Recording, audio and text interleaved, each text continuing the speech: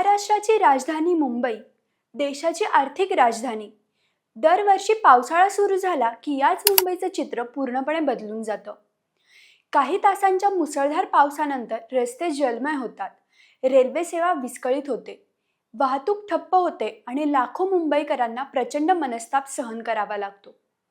विशेष म्हणजे देशातील सर्वात श्रीमंत महानगरपालिका दरवर्षी हजारो कोटी रुपयांचा अर्थसंकल्प, नाले सफाईवर कोट्यावधींचा खर्च आणि पूर नियंत्रणाचे मोठमोठे दावे तरीही हिंदमाता, सायन, अंधेरी, कुर्ला, माटुंगा, दादर, चेंबूर यांसारख्या अनेक भागांमध्ये दरवर्षी हमखास पाणी का तुंबतं? नेमकं कुठे चुकतंय? प्रशासनाचा निष्काळजीपणा आहे की दशकानुदशके साचलेल्या समस्यांचे हे परिणाम आहेत? आणि मुंबईला या संकटातून कायमची मुक्ती मिळू शकते का? आजच्या व्हिडिओमध्ये आपण या प्रश्नांची उत्तरं शोधणार आहोत. नमस्कार, मी तन्वी आणि तुम्ही पाहत आहात सत्ता मंच. बातमी नव्हे तर बातमी मागचं विश्लेषण.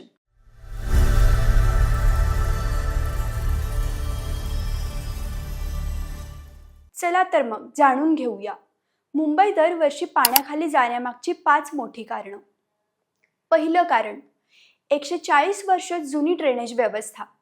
मुंबईची बहुतांश भुयारी गटार व्यवस्था ब्रिटिश काळात म्हणजे जवळपास 140 वर्षांपूर्वी उभारण्यात आली होती. त्या काळात शहराची लोकसंख्या कमी होती आणि पावसाचं स्वरूपही आज इतकं तीव्र नव्हतं. त्यावेळी ही व्यवस्था तासाला साधारण 25 मिलीमीटर पाऊस वाहून नेण्याच्या क्षमतेने तयार करण्यात आली होती. मात्र आज परिस्थिती पूर्णपणे बदलली आहे. हवामान बदलामुळे काही तासातच 80 ते 100 मिलीमीटर पेक्षा जास्त पाऊस पडतो. एवढा पाण्याचा भार ही जुनी यंत्रणा पेलू शकत नाही. शहराची लोकसंख्या अनेक पटींनी वाढली, काँक्रीटचं जंगल उभं राहिलं, पण ड्रेनेज यंत्रणेचं आधुनिकीकरण त्याच वेगाने झालं नाही. त्यामुळे पावसाचा जोर वाढला की पाणी रस्त्यावर येणं जवळपास निश्चितच होतं. दुसरं कारण, नैसर्गिक पाण्याचे मार्ग अडवले गेले. मुंबईमध्ये पूर्वी अनेक नैसर्गिक नाले, ओढे आणि मिठी नदीसारखे जलमार्ग होते. हे सर्व पावसाचं अतिरिक्त पाणी समुद्रापर्यंत पोहोचवत असत. मात्र गेल्या अनेक दशकात मोठ्या प्रमाणावर अतिक्रमण, बेकायदेशीर बांधकामं, रस्ते, व्यावसायिक प्रकल्प आणि झोपडपट्ट्यांमुळे हे नैसर्गिक मार्ग अरुंद होत गेले. अनेक ठिकाणी नाल्यांची रुंदी कमी झाली, काही ठिकाणी ते पूर्णपणे बुजवण्यात आले. 2005च्या महापुरानंतर मिठी नदीचं पुनरुज्जीवन करण्याचे अनेक निर्णय जाहीर झाले. मात्र प्रत्यक्षात अनेक कामं अपूर्णच राहिली. त्यामुळे मुसळधार पावसाचं पाणी समुद्रापर्यंत पोहोचण्याऐवजी शहरातच साचू लागलं. तिसरं कारण, कांदळवनांचा नाश आणि वाढतं काँक्रिटीकरण. मुंबईच्या किनारपट्टीवर असलेली कांदळवने म्हणजे निसर्गाने दिलेली संरक्षण भिंत मानली जाते. ही कांदळवने अतिरिक्त पाणी साठवतात, समुद्राच्या भरतीचा परिणाम कमी करतात आणि पूर नियंत्रणात महत्त्वाची भूमिका बजावतात. मात्र गेल्या काही दशकात विकासाच्या नावाखाली अनेक ठिकाणी कांदळवनांची मोठ्या प्रमाणावर तोड झाली. त्याचबरोबर शहरात सर्वत्र काँक्रिटीकरण झालं. मोकळी जमीन, बागा, शेतजमीन आणि पाणी मुरण्याची नैसर्गिक ठिकाणं कमी होत गेली. पूर्वी पावसाचं मोठं पाणी जमिनीत मुरायचं, आता ते थेट रस्त्यावरून वाहत नाल्यांकडे जातं. त्यामुळे काही मिनिटांच्या पावसानंतरही रस्त्यावर पाणी साचू लागतं. चौथं कारण, ब्रिमस्टो वॅड प्रकल्प आजही अपूर्ण. 1995 आणि विशेषतः 2005च्या महापुरानंतर मुंबईच्या ड्रेनेज व्यवस्थेत मोठे बदल करण्याचा निर्णय घेण्यात आला. त्यातून ब्रिमस्टो वॅड हा महत्त्वाकांक्षी प्रकल्प तयार करण्यात आला. या योजनेत मोठे पंपिंग स्टेशन, नवीन जलनिस्सारण वाहिन्या, नाल्यांचं रुंदीकरण आणि समुद्रात पाणी वेगाने सोडण्याची व्यवस्था करण्याचं नियोजन होतं.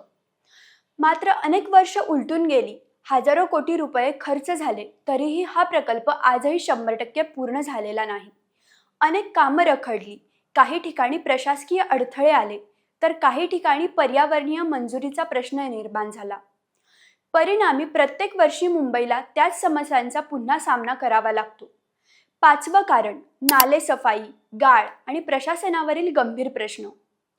मुंबईत दरवर्षी पावसाळ्यापूर्वी नाले सफाईसाठी शेकडो कोटी रुपयांची कामं केली जातात. प्रशासनाकडून सर्व नाले स्वच्छ करण्यात आल्याचा दावा केला जातो. मात्र प्रत्यक्षात अनेक ठिकाणी नाल्यांमध्ये मोठ्या प्रमाणावर गाळ, प्लास्टिक, कचरा आणि इतर अडथळे कायम असल्याचं दिसून येतं. त्यामुळे पावसाचे पाणी नाल्यांमधून पुढे सरकत नाही आणि काही मिनिटातच ते रस्त्यावर येतं. याशिवाय अनेक वेळा नालेसफाईच्या कामांमध्ये पारदर्शकतेचा अभाव असल्याचे आरोप झाले आहेत. प्रत्येक वर्षी मोठा खर्च होतो, पण त्याचा अपेक्षित परिणाम मात्र दिसून येत नाही. या समस्येचा सर्वाधिक फटका कोणाला बसतो? मुंबईत पाणी तुंबलं की सर्वप्रथम फटका बसतो तो सामान्य नागरिकांना.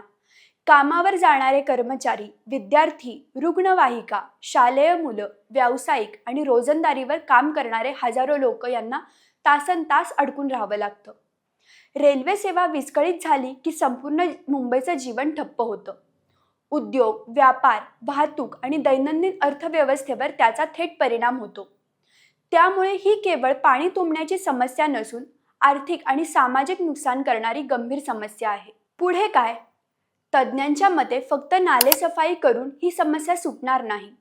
ड्रेनेज यंत्रणेचं पूर्ण आधुनिकीकरण, मिठी नदी आणि नैसर्गिक जलमार्गांचं पुनरुज्जीवन, कांदळवनांचं संरक्षण, नियोजनबद्ध शहरी विकास, अतिक्रमणांवर कठोर कारवाई आणि दीर्घकालीन पूर नियंत्रण धोरण राबवल्याशिवाय मुंबईला या संकटातून कायमची मुक्ती मिळणं कठीण आहे. आजपर्यंत अनेक सरकारं आली, अनेक महापालिका सत्तेत आल्या, हजारो कोटी रुपयांच्या योजना जाहीर झाल्या, पण मुंबईकरांना पाणी तुंबण्याचा प्रश्न मात्र कायम आहे. आता प्रश्न असा आहे, दरवर्षी हजारो कोटी रुपये खर्च होऊनही मुंबईला पूरमुक्त कधी करता येणार? आणि प्रशासन या समस्येवर कायमस्वरूपी उपाय कधी करणार? याकडे संपूर्ण राज्याचं लक्ष लागलं आहे. तुम्हाला काय वाटतं? मुंबईतील पाणी तुंबण्याला सर्वाधिक जबाबदार कोण? जुनाट ड्रेनेज व्यवस्था, अतिक्रमण, काँक्रिटीकरण की प्रशासनाचं नियोजन? तुमचं मत कमेंटमध्ये नक्की सांगा आणि अशाच महत्त्वाच्या राजकीय आणि विश्लेषणात्मक बातम्यांसाठी सत्ता मंचाला लाईक, शेअर आणि सबस्क्राईब करायला विसरू नका.